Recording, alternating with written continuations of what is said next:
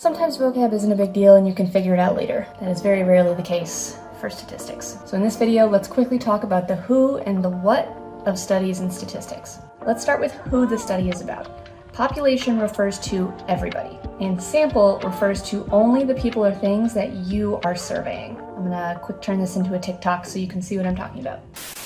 The population is all the products in this Spanish grocery store. Let's pick a sample of my favorite products.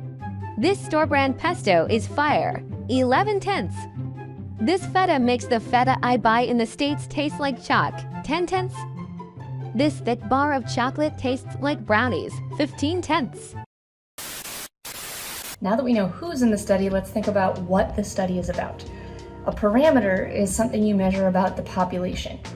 A statistic is something you measure about the sample. For once, whoever came up with the vocab terms for statistics actually did us a favor, because population and parameter start with P, statistic and sample start with S. Finally, it makes sense.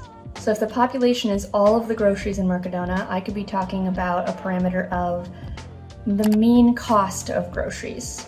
We would use mu for that, because we use mu when we're talking about a mean.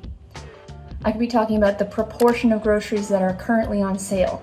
I would use the letter P to represent that, because that's a proportion. Now when we look at the sample, we can talk about statistics being basically the same thing, but instead of being measured about all the groceries, they're just measured about my groceries. So I can look at the mean cost of the groceries I purchased. Instead of mu, that would be X bar. Yeah, that's how you say that, X bar. Proportion of groceries that were on sale for all of Mercadona, that was P.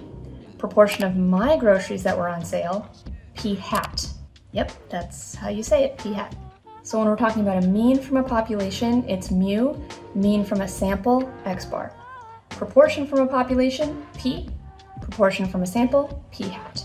And that's it. It's a lot to keep track of, but it is important to keep track of. I swear it'll make your life easier if you can remember the difference between all four of these words.